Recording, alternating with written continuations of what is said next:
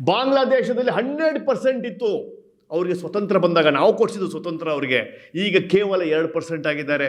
So ಕೇವಲ ಒಂದು ಪುಸ್ತಕದಿಂದ ಈ ಥರ ಆಗ್ತಾ ಇದೆ ಅಂದಾಗ ನಾವು ಎಚ್ಚೆತ್ಕೊಳ್ಬೇಕು.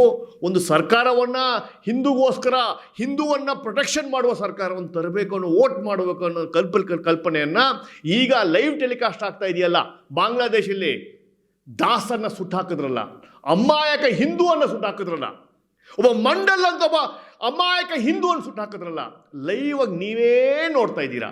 ಇದಕ್ಕಿಂತ ನಿಮಗೇನು ಸಾಕ್ಷಿ ಬೇಕು ಅನ್ನೋ ಪ್ರಶ್ನೆಯನ್ನು ನಾನು ಪ್ರತಿಯೊಂದು ಸೆಕ್ಯುಲರ್ ಹಿಂದೂವನ್ನು ಕೇಳ್ತಾ ಇದ್ದೀನಿ. ಇದೀಗ ಲೈವ್ ಏನು ಬೇಕು ನಿಮಗೆ?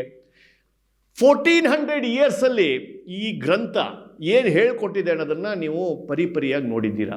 ಬರೀ ನಾವು ಬೆಂಗಳೂರಲ್ಲಿ ನೋಡಿದ್ದು DJ ಹಳ್ಳಿ, KJ ಹಳ್ಳಿ, ಹುಬ್ಳಿಯಲ್ಲಿ ನೋಡಿದ್ದು ಪೊಲೀಸ್ ಸ್ಟೇಷನ್ ಬೆಂಕಿ, ಶಿವಮೊಗ್ಗದಲ್ಲಿ ನೋಡಿದ್ದು ಅನೇಕ ಹಿಂದೂ ಕಾರ್ಯಕರ್ತರ ಸಾವು, ಕೇರಳದಲ್ಲಿ ನೋಡಿದ್ದು ಕೆಲವೊಂದು ಹಿಂದೂ ಕಾರ್ಯಕರ್ತರ ಸಾವು. ಇದು ಬರೇ ಟ್ರೇಲರ್ ಮಾತ್ರ.